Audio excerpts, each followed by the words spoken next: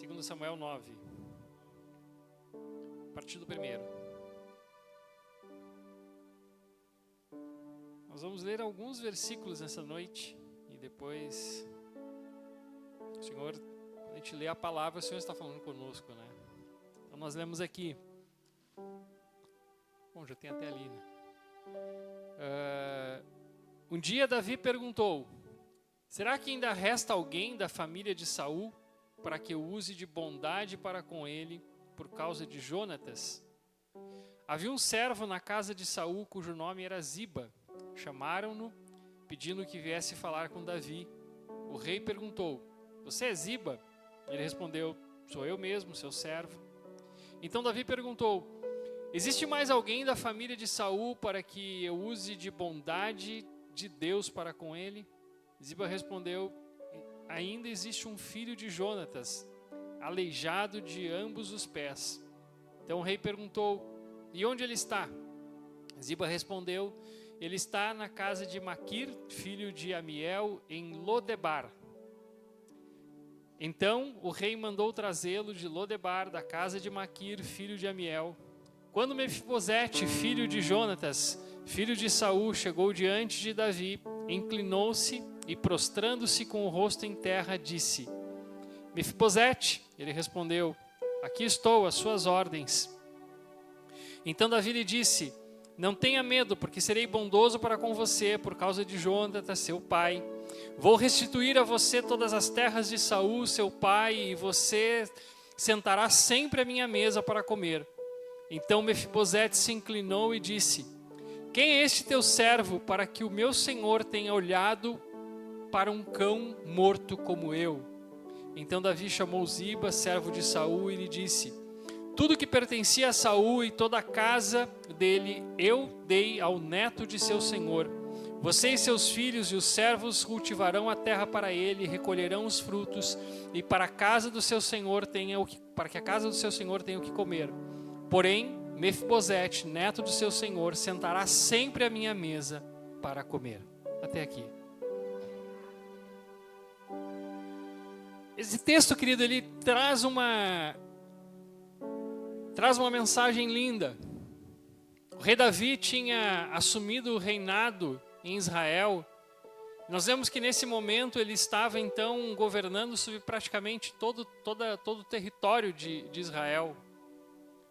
E a partir do momento que ele assume o reinado, a partir do momento que ele toma posse daquilo que o Senhor tinha prometido para ele, ele podia muito bem querer buscar informações a respeito dos filhos de Saul, dos descendentes de Saul, com o objetivo de exterminá-los. Saul tinha perseguido Davi durante muitos anos. Saul tinha tentado de todas as formas matar aquele a quem Deus havia ungido em seu lugar. A família de Saul poderia ser visto como uma ameaça para a vida e para o reinado de Davi. Ele tinha todos os motivos então para tomar uma atitude como rei em exterminar toda a casa, né, toda a família de Saul. Mas Davi havia feito uma aliança. Davi, para quem conhece a palavra de Deus, você que não conhece, Davi fez uma amizade muito grande com Jonatas, que era filho de Saul, o rei anterior de Israel, a quem o Senhor então depois destitui do seu reinado e diz: olha, eu escolhi um outro homem segundo o meu coração, alguém que entende o meu coração. E Deus então rejeita Saul por uma série de questões que a gente teria, né, um outro momento para entrar aqui. Mas Deus havia então escolhido Davi para assumir o lugar de Saul. E Deus, quando fala de Davi, Deus fala que era um homem segundo o seu coração. E esse homem segundo o coração de Deus, esse homem Davi, antes mesmo de assumir o seu posto, ele era tangedor de uma harpa. E era também um guerreiro, né? Conhece a história, Davi e Golias. E tantas as batalhas que Davi enfrenta em nome do próprio reino de Israel e protegendo o próprio reino de Israel. E numa dessas batalhas e nessas andanças e nesse período em que ele vivia ali junto à família de Saul, ele estabelece uma amizade muito grande e estabelece uma aliança com Jonatas. A palavra nos fala que havia uma amizade entre eles que era como se eles fossem como irmãos, eles tinham uma amizade realmente muito próxima, muito íntima um com o outro. E Davi havia prometido então para Jonatas que cuidaria dos seus filhos, que cuidaria da sua descendência. E Davi, mesmo chegando ao poder, mesmo chegando ao reinado, mesmo chegando a uma posição de autoridade, ele não se esquece dessa aliança. Ele não se esquece daquilo que ele havia prometido antes mesmo de assumir, de chegar ao posto de comando. Nós costumamos dizer que se você quer conhecer uma pessoa, dê poder a ela. Dê poder à pessoa e você vai ver o que tem no seu coração, aquilo que está no seu íntimo, como que a pessoa vai agir. E Davi não poderia agir diferente, porque se ele era o homem que Deus tinha dito que ele é, olha, achei Davi, um homem segundo o meu coração. Em Davi nós vemos um exemplo, uma tipologia, alguém que representava e apontava para um tipo de Cristo, para aquilo que é uma das características de Cristo nós podemos enxergar no Antigo Testamento, olhando para a vida de Davi. Não que Davi fosse perfeito, muito pelo contrário, mas nós vemos uma atitude do coração de Davi querendo o tempo todo agradar o Senhor e servi-lo com todas as suas forças. E Davi então, quando chega nesse momento e ele manda chamar o seu servo, ele diz, olha, existe alguém ainda da casa de Davi, da casa de Saul. E note, ele podia chamar alguém, se existia alguém da casa de Saul, para que ele pudesse então exterminar, mas ele diz, não, existe alguém ainda da casa de Saul, para que eu possa usar da bondade de Deus para com essa pessoa. E aí então é apresentado e é dito para ele, olha, ainda existe um filho de Jonatas. Ele é aleijado de ambos os pés. Naquela época, se hoje, quando nós vemos uma pessoa com alguma deficiência, nós já temos, por mais que com toda a mentalidade, né, que a gente foi trabalhando, com todas as campanhas de conscientização, com uma série de coisas, muitas vezes nós ainda temos os nossos receios, os nossos preconceitos internos. Naquela época era algo muito pior. Assim como existia, que o irmão leu ali a respeito dos animais que não poderiam ser ofertados, né, sem que houvesse uma condição perfeita, sem que tivesse uma perfeição física. Um sacerdote não podia entrar no templo, não podia oferecer algo ao Senhor, não podia servir ao Senhor se ele tivesse alguma deficiência física. Haviam reis que jamais aceitavam na sua presença pessoas com deficiências para se apresentar, sequer se apresentarem diante dele. Cegos, surdos, pessoas coxas, pessoas com as mais diversas deficiências eram afastadas das vistas do rei.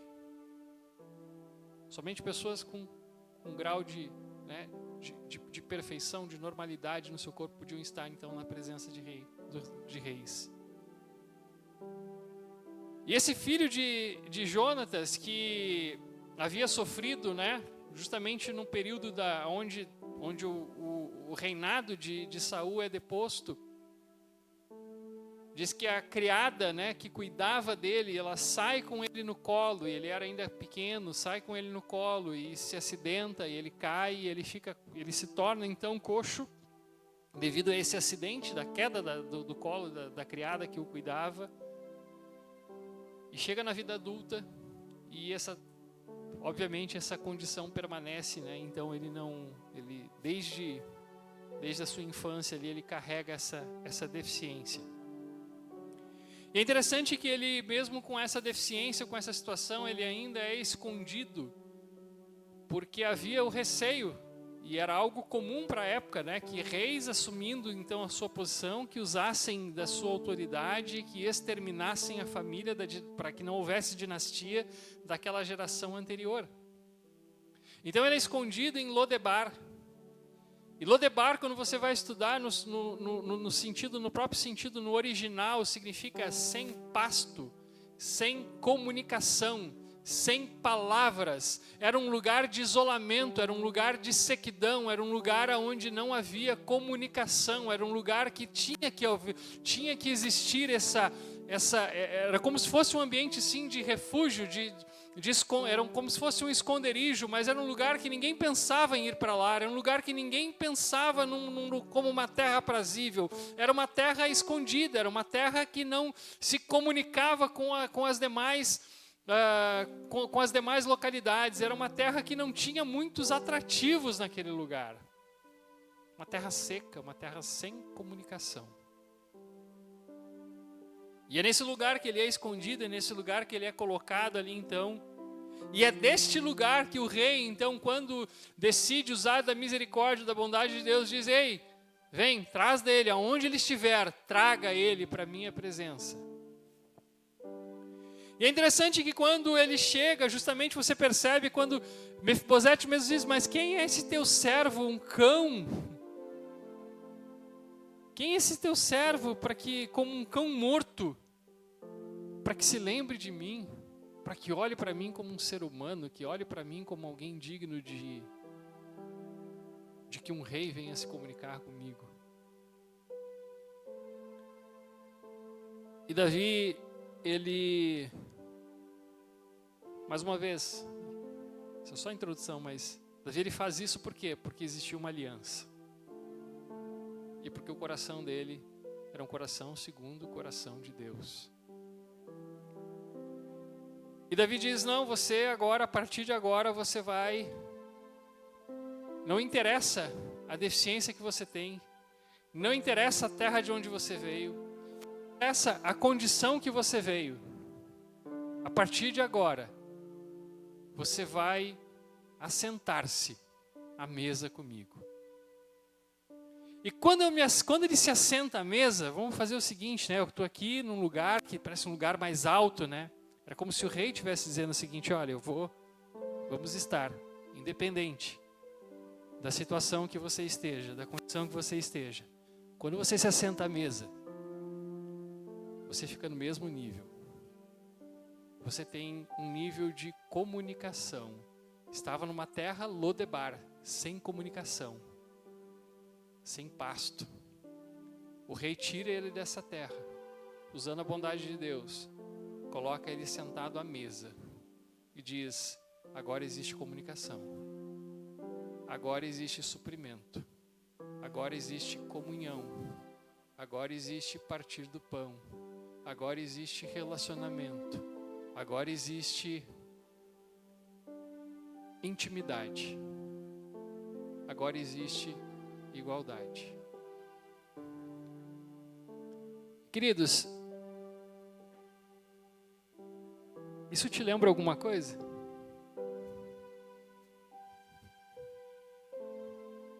Isso te lembra alguma coisa? A palavra de Deus mostra muito claramente que a nossa natureza, é como se fosse comparar uma natureza defeituosa, né? Uma natureza que desde o pecado ela foi para um lado totalmente oposto daquilo que era a vontade do Senhor. Nós não teríamos direito algum de estar na presença dEle.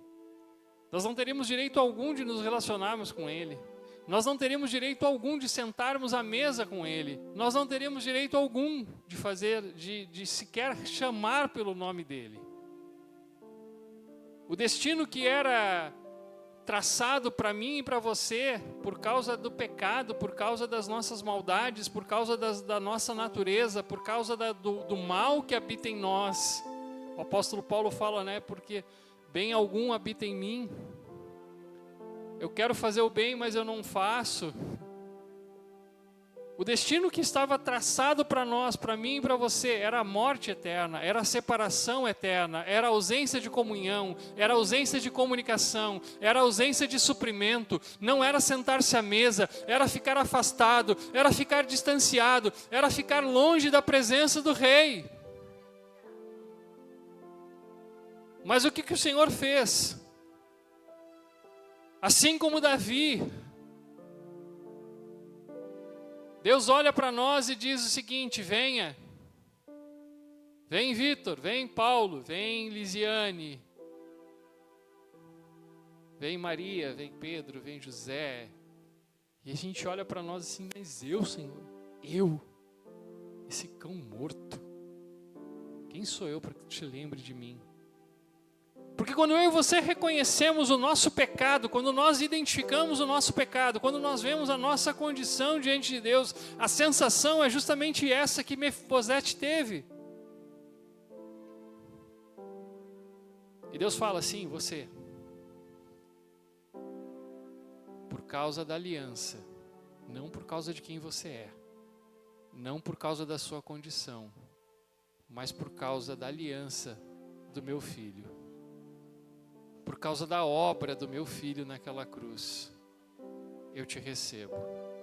Por causa da obra do meu filho na cruz, eu te dou novas vestes.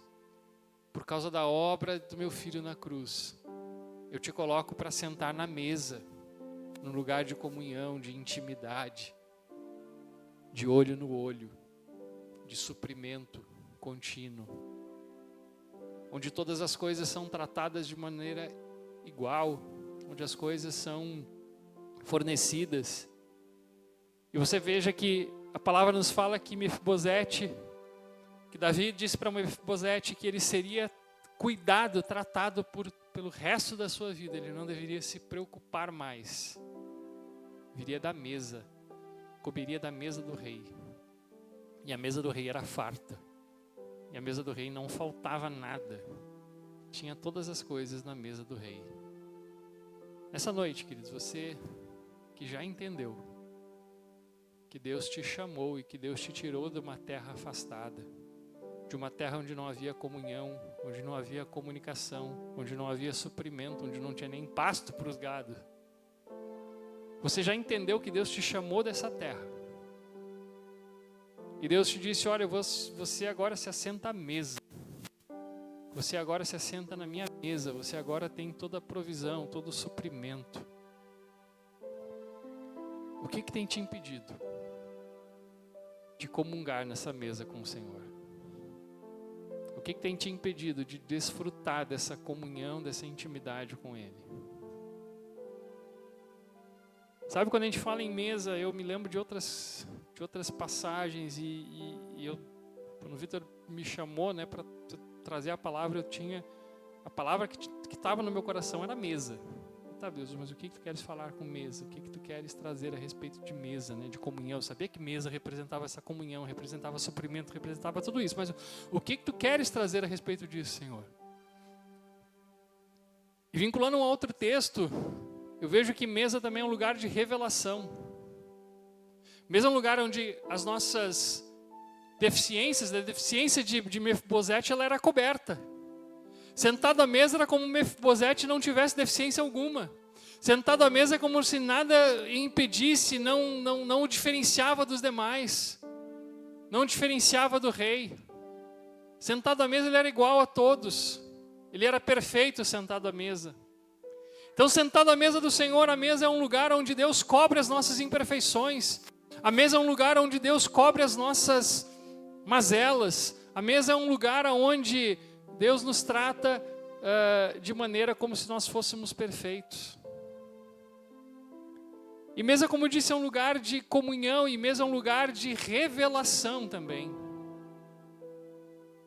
Você deve se lembrar da história daqueles discípulos no caminho de Emaús, que eles estavam retornando, né, para Emaús, retornando para sua casa, para sua aldeia.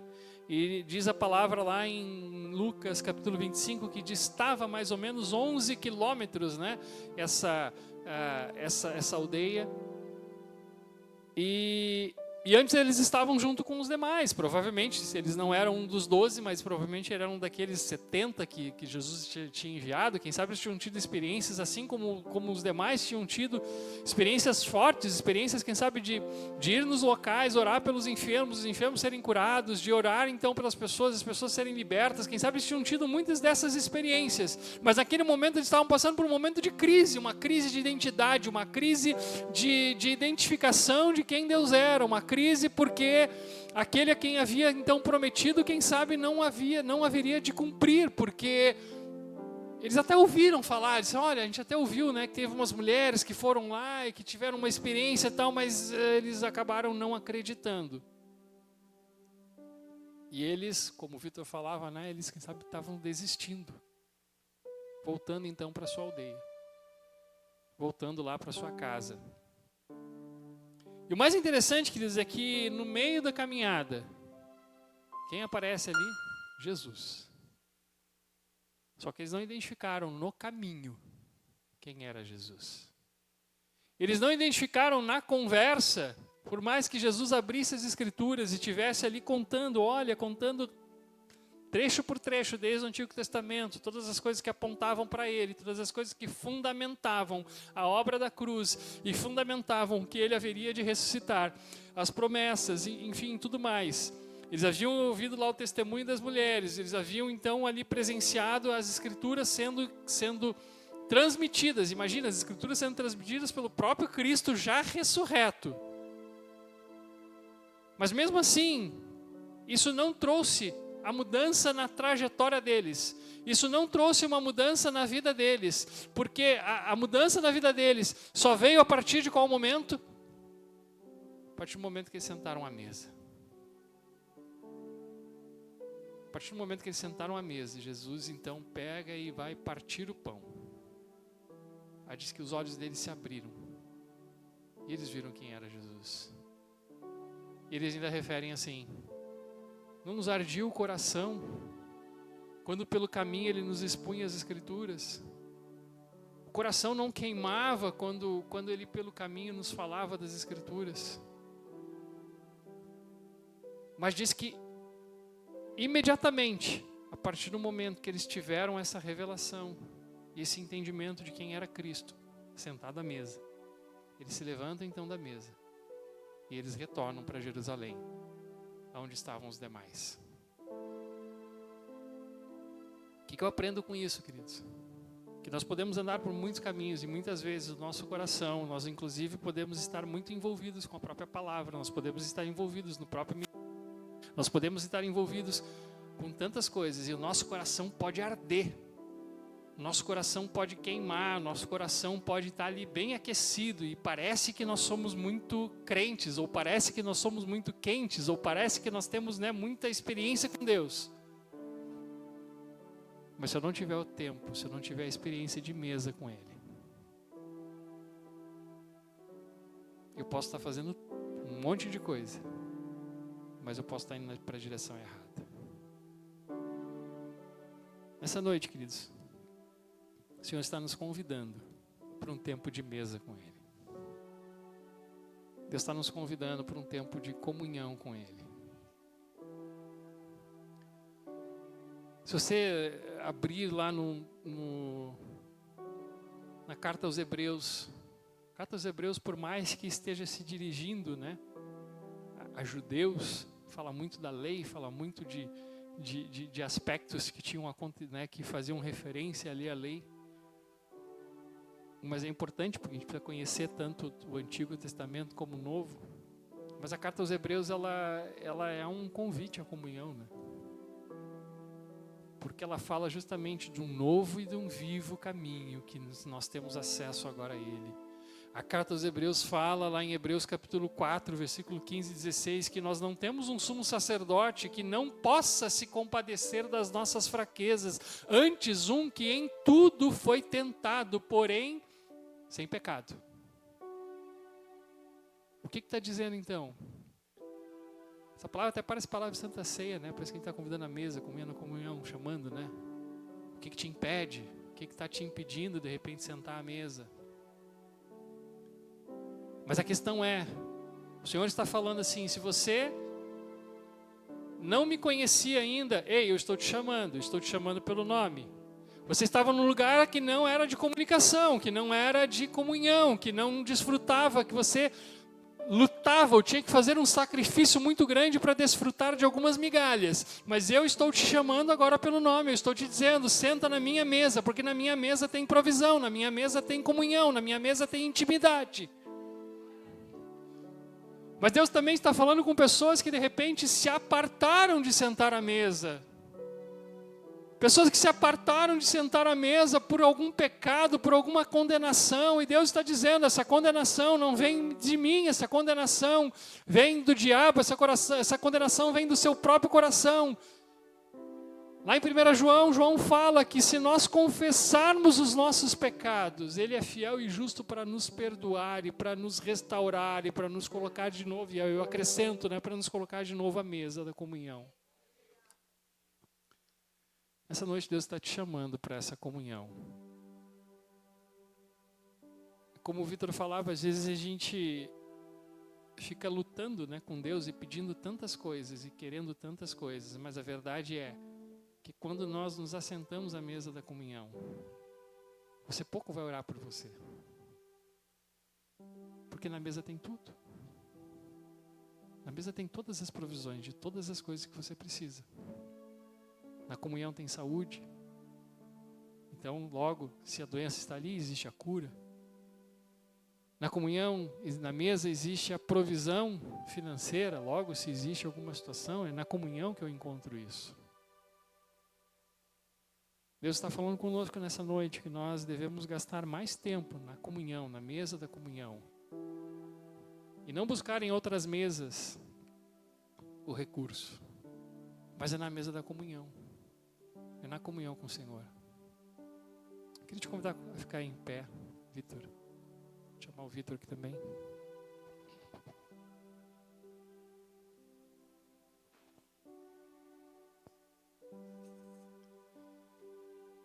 Eu não quero me estender, até porque eu creio que o Senhor já trouxe aquilo que Ele tinha para falar conosco. Mas eu quero te convidar nessa noite a fechar os teus olhos. E se você quiser, se você sentir de vir aqui à frente, se você sentir no seu lugar, enfim. Às vezes a gente acaba limitando muito a ação de Deus. Eu sei que é importante muitas vezes a pessoa ter um ato de sair do lugar, enfim. Mas eu quero dizer que o mais importante, queridos, é você sair com esse entendimento nessa noite. Que você tem livre acesso à comunhão. Que Ele te chama pelo nome. Que Ele cobre as tuas debilidades, que Ele cobre os teus pecados. Ai, que Ele diz, olha, você vai poder sentar e comer sempre, e desfrutar sempre da minha mesa. E se você por um acaso ainda não está se alimentando dessa mesa, Ele diz, olha, vem como você está, vem da maneira como você está. Mas pode ter certeza que quando você senta à mesa, você vem como está, mas você não vai permanecer do jeito que está. Na presença dEle, na comunhão dEle, a cura. Na comunhão com Ele, há restauração. Na comunhão com Ele, há um processo de santificação que Ele mesmo faz com a minha vida e que Ele mesmo faz com a tua vida.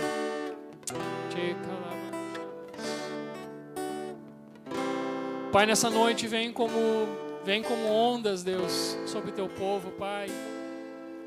Que a tua presença, Deus, ela venha como ondas, Pai, sobre o teu povo, Senhor. Vem com uma presença, Deus, especial. Vem, Senhor, com uma presença densa nessa noite, Pai. Fala, Deus, com o teu povo, Senhor. Fala, Deus, com a tua igreja, Senhor. Confirma, Senhor, libera, Pai, a palavra que tu já tens liberado. Confirma, Deus, no coração de cada um, na mente de cada uma, Senhor.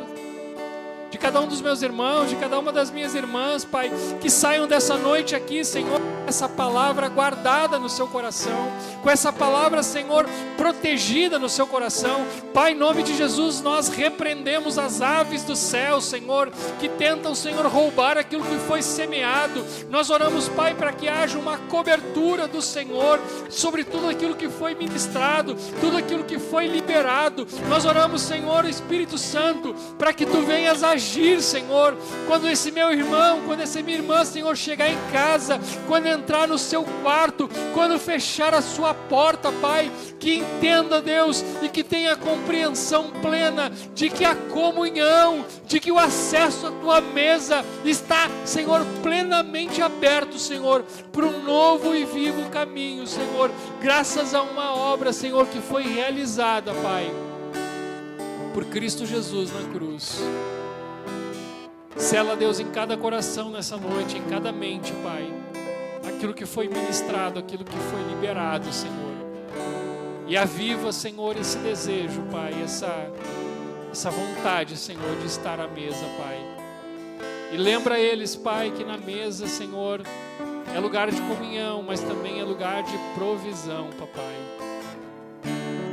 E ativa, Deus, a vida dos meus irmãos, a vida das minhas irmãs, Pai, para que sejam porta-vozes, para que sejam assim como aquele servo, Senhor Ziba, que foi buscar Mefibosete, para que possam buscar outros que estão aí, Senhor, que o Senhor tem chamado para estar à mesa, que o Senhor já chamou para estar à mesa da comunhão, Senhor.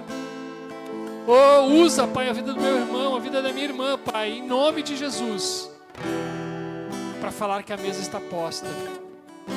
E na mesa do rei há comunhão, e na mesa do rei há provisão, e na mesa do rei há novas vestimentas, e na mesa do rei há cura. Aleluia, Pai. Aleluia, Em nome de Jesus.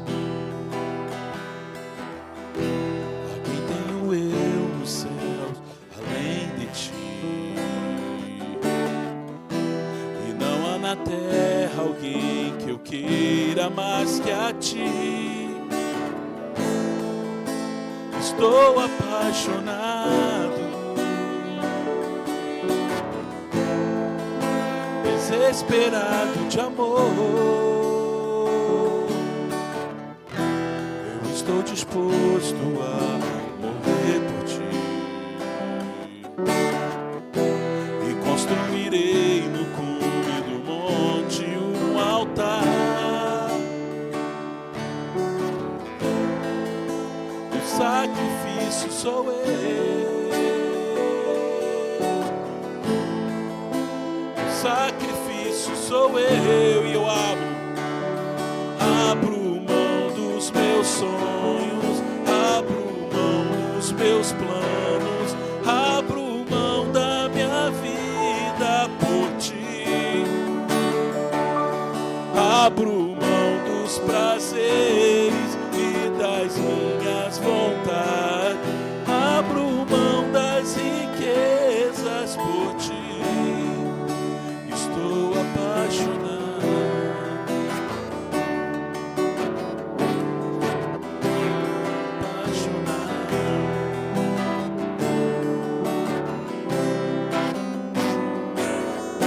O que fazer?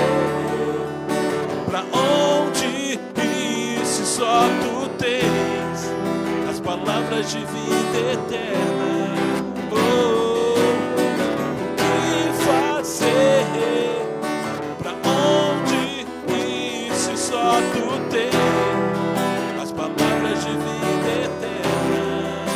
Estou apaixonado,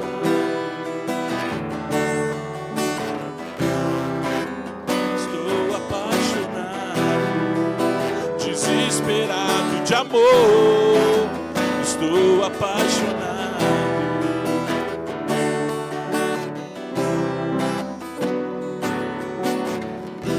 A quem tenho eu no céu, além de ti, e não há na terra alguém que queira mais que a ti. Estou apaixonado, oh Deus, eu preciso da tua presença, Pai.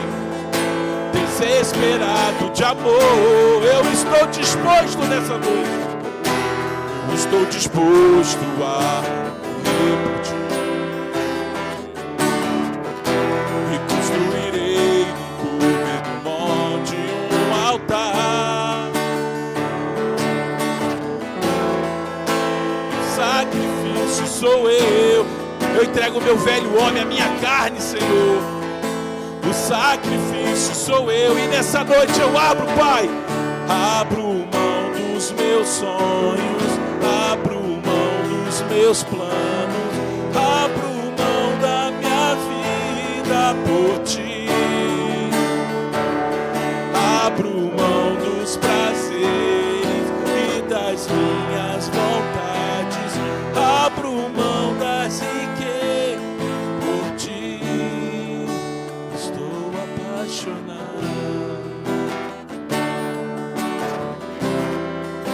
Estou apaixonado. Declara assim, querido. O que fazer? Pra onde ir se só tu tens as palavras de vida eterna? Oh, o que fazer? Pra onde ir se só tu tens as palavras de vida eterna? Estou apaixonado. Oh, aleluia, Pai. Estou apaixonado. Que isso não seja apenas palavras, Deus. Que isso seja um clamor da nossa alma, Pai. Oh, rachalabana, yeshereba. Estou apaixonado. Oh,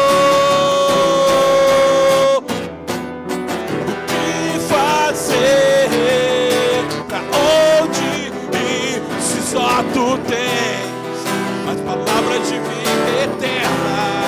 Oh, o que fazer? O que, Senhor? Pra onde ir se só tu tens as palavras de vida eterna?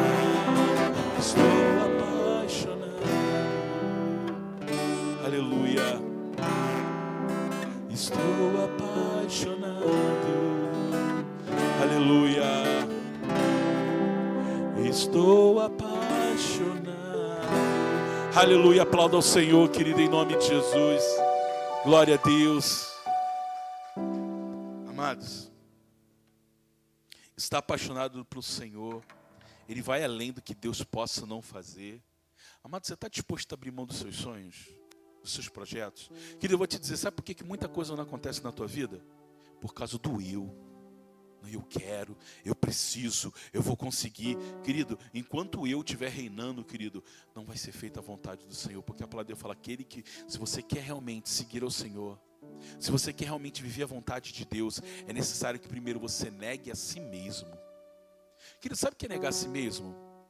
Às vezes a gente acha, Paulo, que negar a si mesmo é falar assim, eu vou negar o pecado, eu vou negar a pornografia, eu vou negar o adultério, eu vou negar a língua grande, eu vou negar aqueles programas que eu não devo ver. Não, querido, isso não é negar a si mesmo. Isso aí é mandamento. Isso aí o Senhor fala assim, ó, não viva as obras da carne. Abandonar as obras da carne não é negar a si mesmo. Sabe o que é negar a si mesmo? Negar a si mesmo é assim, olha, eu queria muito, muito, muito esse emprego, mas Deus pediu para mim abrir mão. E por amor a Cristo eu vou negar esse sonho, esse projeto que eu tinha, porque Deus me direcionou para algo melhor. Negar a si mesmo é você estar vivendo um relacionamento e você gosta muito daquela pessoa, mas Deus fala assim, ó, abra mão desse relacionamento por amor a mim. Ah, mas Deus não vai fazer isso. Deus não fez isso com Jeremias, querido. Querido, muitas vezes Deus, para que você venha alcançar aquilo que Deus tem para a tua vida, você vai ter que negar, querido. Abrir mão dos teus sonhos, abrir mão dos teus planos, abrir mão dos teus projetos, para que você venha viver o projeto de Deus, que é infinitamente melhor, querido. Então, amados, vamos orar encerrando o culto. 10 horas, eu falei que a gente vai encerrar às 10. Olha aí, ó, mistério. Mas, querido, em nome de Jesus, que você possa viver aquilo que Deus tem para a tua vida. Tem muito crente, querido, que está que nem Mefibosete. Era filho do rei. Tinha toda uma herança de riqueza e de glória, mas está vivendo do lixo, rejeitado como um cão morto. Querido, Deus não te fez para ser um cão morto jogado na latrina. Deus te fez para sentar na mesa do rei. Mas para sentar na mesa do rei, você tem que reconhecer que Ele é teu rei, que Ele é teu Senhor. Enquanto você não reconhecer, querido, você vai ser filho, com direito à herança de filho, mas vivendo como um cachorro, comendo do lixo. Senhor, em nome de Jesus, eu oro hoje pela vida da tua igreja. Eu oro sobre a vida dos teus filhos, Pai. Que eles possam viver esse sobrenatural. Senhor, eu não quero apenas cantar canções que falam do teu amor. Eu não quero apenas cantar canções que falam que eu vou me sacrificar, que eu vou abrir mão de coisas, quando na verdade são meras canções. Não, Deus, mas que em nome de Jesus Cristo, nós possamos abrir mão, Senhor, abrir mão do lixo, que muitas vezes nós achamos que é precioso, mas é lixo.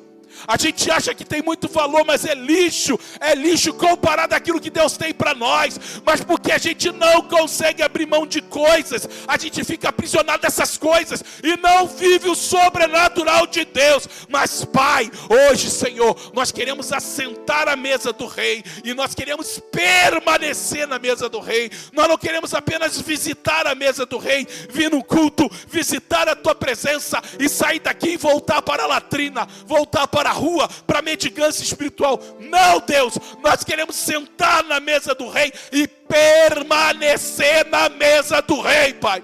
Então, em nome de Jesus, Senhor, que nós possamos verdadeiramente abrir mão de tudo aquilo que tem nos feito tropeçar, abrir mão de tudo aquilo que não é propósito de Deus para a nossa vida, para que nós possamos experimentar a Tua boa, perfeita e agradável vontade de Deus, Senhor. Em nome de Jesus, Senhor. Abençoa Teu povo, Senhor. Dá um resto de semana abençoado para os teus filhos, que eles possam voltar para os seus lares, Senhor, meditando, como eu mandei hoje na mensagem mais cedo, Senhor, no devocional, que nós possamos meditar e buscar, Senhor, Tua palavra, que nós não vemos ser apenas mero ouvintes, que ouve a palavra e não entende, mas nós possamos nos esforçar, nos dedicar a ouvir, a compreender e a viver a Tua palavra viva, Deus, em nome de Jesus, Senhor. Levante suas mãos, Senhor, abençoa Teu povo, Senhor. Abençoa, guarda eles na volta para os seus lares. Senhor, enche eles com a Tua presença durante essa semana ainda, Senhor. E que eles possam ter, Senhor, um resto de semana cheio da Tua glória, Pai. Em nome de Jesus. Que o amor de Deus Pai Todo-Poderoso, que a graça redentora do nosso Senhor e Salvador Jesus Cristo, e que as doces consolações do Espírito Santo sejam sobre esta igreja, sobre a Tua igreja espalhada pela terra, a Tua igreja perseguida, Senhor. É o que te pedimos, Senhor, em nome de Jesus. E a igreja, para receber essa palavra, ela diz amém. Deus te abençoe, querido. Domingo, culto da família. Sexta-feira, célula na casa do irmão Ramon. É na sua casa? Casa do irmão Ramon. Ó, tá bombando as células, irmãos. Olha, Gabriel, que alegria te ver aqui. Quero ver a Yasmin aqui também, em nome de Jesus. Oh, glória a Deus, em nome de Jesus. Amém? Um beijo, querido.